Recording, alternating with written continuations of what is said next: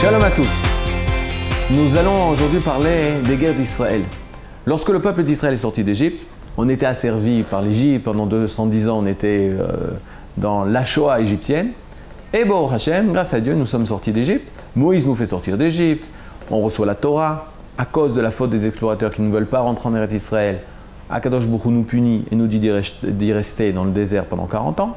Et au bout des 40 ans, on rentre avec Josué en Eretz Israël, dans le pays d'Israël, la terre promise. Lorsqu'on rentre en Eretz Israël, on fait la conquête du pays, des 7 peuples qui avaient envahi Israël, parce qu'Israël était l'héritage des enfants de Sem. Noé avait 3 fils, Sem, Ham et Yafet. Et Sem, qui est Shem, on est les descendants de Shem, il avait donné à Ever, qui est un descendant de Ever, et de Shem, il avait donné la terre des Hébreux, la terre Eretz Haïvrim. C'était comme ça que s'appelle Eretz Israël, le pays d'Israël. Et donc, on revient en Eretz Israël après un long exil, et on refait la conquête d'Israël de la main des Cananéens qui nous avaient volé la terre d'Eretz Israël. Lorsqu'on arrive en Eretz Israël avec Josué, il va avoir pendant une période de 400 ans, une période qui va s'appeler les juges. Shoftim en ivrite, les juges. C'est quoi les juges? C'est très simple. C'était le tzaddik du Ham Israël qui va être le chef d'armée, qui va avoir l'esprit divin sur lui et qui va pouvoir sauver le Ham Israël de la main des ennemis. Et comment se passe l'événement de la délivrance du peuple d'Israël? C'est le suivant. Le Ham Israël est opprimé par les ennemis et il est en Eretz Israël, mais il n'est pas souverain. Il fait teshuva, il prie à Kadosh Baruch Hu, sauve-nous de la main de nos ennemis. Et là, se lève un chauffette, un juge. Hachem lui donne la force et l'intelligence de prendre les directions, les rênes du peuple d'Israël. Il fait les guerres contre les ennemis, libère le peuple d'Israël de l'asservissement et retrouve l'indépendance. Et on a un État d'Israël pour 30-40 ans de paix. Au bout de 30-40 ans, le même scénario reprend. Le Ham Israël se comporte mal au niveau moral. Il tombe dans l'idolâtrie, les ennemis d'Israël attaquent Israël, Israël au niveau moral étant faible, même cela s'exprime au niveau physique, on est sous l'asservissement des nations, on est Eretz Israël, mais on est asservi par d'autres nations, par Moab, par les Philistins, les Philistins, etc. Et donc, Akadosh Baruch Hu attend que l'âme Israël prenne conscience et fasse tchouva, il fait tchouva et il nomme un juge qui va sauver Israël, etc., etc. Ce qui est intéressant de voir, c'est que tous nos ennemis avec lesquels on a combattu Aram, la Syrie, Melech Aram, le roi de Syrie, on a combattu Moab, on a combattu les Philistins. Les Philistins, c'est là où on va s'arrêter parce que c'est en rapport avec l'histoire de nos jours. Il faut savoir que là je saute 2000 ans d'histoire. En 135, après la grande révolte qui s'est passée ici en terre d'Israël, environ 60 ans après la destruction du premier temple, du deuxième temple, du second temple par les Romains étaient encore en Eretz Israël, et on a décidé de se révolter contre les Romains. À la tête, Bar Korba. Ils s'étaient révoltés contre les Romains, et Rome a senti qu'il allait tomber à cause de la révolte qui était à Jérusalem. Ils allaient envoyer 7 légions, etc. On en avait parlé dans les cours différents. Et on voit que Hadrien, par colère et haine contre l'État d'Israël, les Juifs, qui n'était plus un État, mais il y avait des Juifs où il avait dû faire la guerre contre les Juifs, il décide d'effacer totalement tout souvenir de la présence juive qui est en Israël. De Eretz Israël, du pays d'Israël, il décide de l'appeler Palestinae.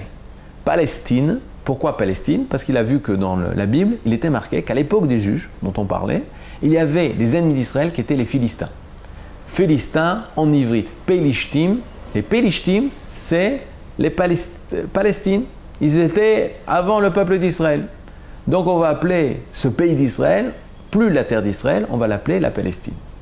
Et donc il fait référence à les Philistins du Tanakh, de la Bible, pour parler aujourd'hui de la Palestine. Et qu'est-ce qu'on découvre? On découvre que ces mêmes les Philistins qui étaient ennemis du peuple d'Israël, on retrouve aujourd'hui des personnes, des Palestiniens qui sont ennemis du peuple d'Israël. Et on s'étonne et on veut savoir pourquoi ils sont ennemis du peuple d'Israël.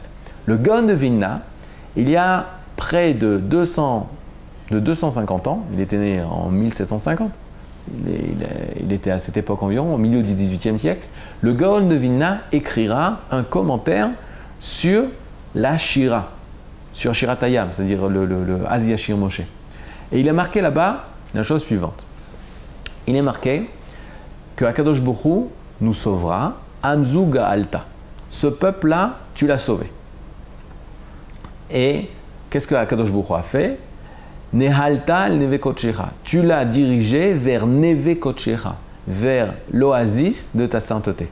Il a emmené ce peuple vers Neve Kodshecha, l'oasis de ta sainteté. Quel est l'oasis de ta sainteté? C'est Jérusalem. C'est le temple de Jérusalem. Deuxième étape, Shamu Amim Yirgazun. Les peuples, lorsqu'ils ont entendu ça, Yirgazun, ils se sont mis en colère, ils se sont agités. Chil Achaz Yosheve Pelachet. Et là, il y a une terreur qui a pris les gens de Pelachet. Pelachet, c'est les Philistins. Les Philistins ont été pris de peur. Chil Achaz Yosheve Pelachet. Aznivalu Elufe Edom. Et les gens de Édom, la nation de Édom, qui est à l'est d'Israël, aussi commencent à avoir terriblement peur, et les Moab et les chefs de Moab aussi. Et le Gaon de Vilna veut savoir, lorsque le peuple d'Israël vit sa résurrection, retourne en Eretz Israël, il revient à Jérusalem, se lèvent les nations. Et ce qui est intéressant, que la colère des nations, Shamum Amim Yirgazun, les nations se mettent en colère, à quel moment donné? Lorsqu'on est retourné à Jérusalem. Étrange. L'histoire veut qu'en 1948, l'État d'Israël a été créé. Voilà, on arrive à l'étape de la libération. On est libéré au niveau national. C'est la Géoula, le début de la Géoula. Le début de la fameuse libération d'Israël, la délivrance d'Israël. Ce n'est pas la fin, il y a encore beaucoup d'étapes. Mais le départ de la Géoula est de retrouver l'indépendance, comme dit la Gemara dans Brachot à page 34, où il est dit que la différence entre ce monde-ci et l'époque messianique et l'asservissement des nations. À partir du moment où le peuple d'Israël sort de l'asservissement des nations, alors automatiquement, lorsqu'il retrouve son indépendance, il n'est plus dans ce monde-ci, il est dans une époque qui s'appelle l'époque messianique. Yemot HaMashiach. On est sorti, Baruch Hashem, de ce monde-ci vers une époque messianique, mais on n'était pas encore à Jérusalem. Depuis 1948 jusqu'à 1967, on n'avait pas accès à Jérusalem. On nous avait volé Jérusalem. Et le monde, on n'avait pas eu des manifestations à Paris pour rendre la fameuse Jérusalem au peuple juif, alors qu'il y avait des accords des Nations Unies pour permettre aux Juifs d'aller prier au Kotel. Pendant 19 ans, on n'a pas pu mettre le pied au Kotel, au mur des lamentations, alors que c'est évident que c'est l'endroit juif par excellence, alors que Jérusalem n'apparaît pas dans le Coran. Mais le monde se taisait comme complice du crime contre l'État d'Israël. Mais au bout de 19 ans, en 1967, on retrouve Jérusalem. Lorsqu'on retrouve Jérusalem, Shamu Amim Yirgazun. Les peuples, ils commencent à s'énerver. Il faut rendre les terres aux Palestiniens, alors que jusqu'en 67, c'était les Jordaniens qui avaient pris ce territoire. Les Palestiniens, personne ne parlait de Palestiniens, ça n'existait pas. Et pour cause. Les peuples se révèlent. Il faut rendre les terres, ce ne sont pas à vous. Édom s'éveille, Moab s'éveille, et les Philistins s'éveillent. Et le Gaon de Vilna se demande. Il est clair qu'au niveau du sang, on ne peut pas faire un rapport, mais au niveau métaphysique, on peut faire un rapport. Quelles sont les forces contraires à Israël qui s'éveillent à ce même moment? Et il dit la chose suivante.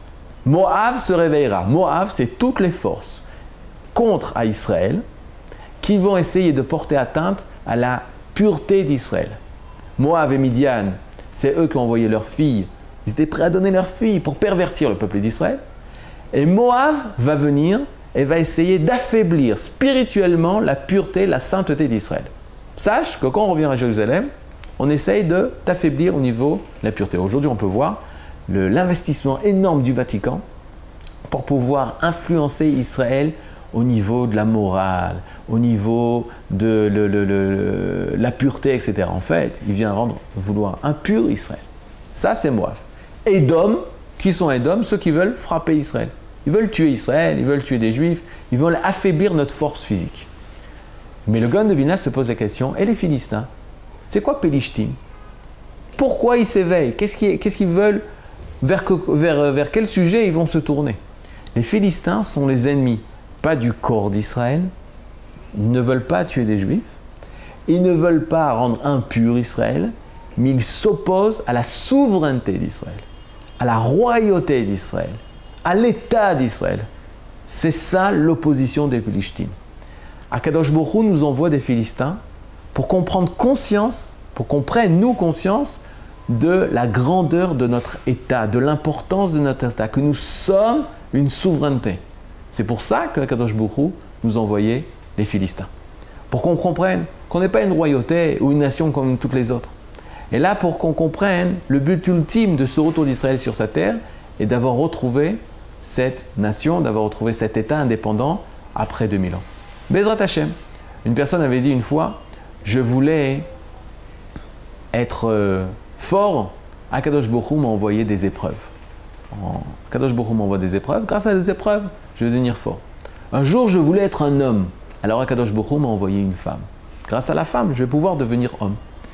Je voulais être une personne qui soit bonne, alors Akadosh Baruch Hu, il m'a envoyé des gens mauvais autour, des choses mauvaises autour pour que moi j'arrive à devenir bon.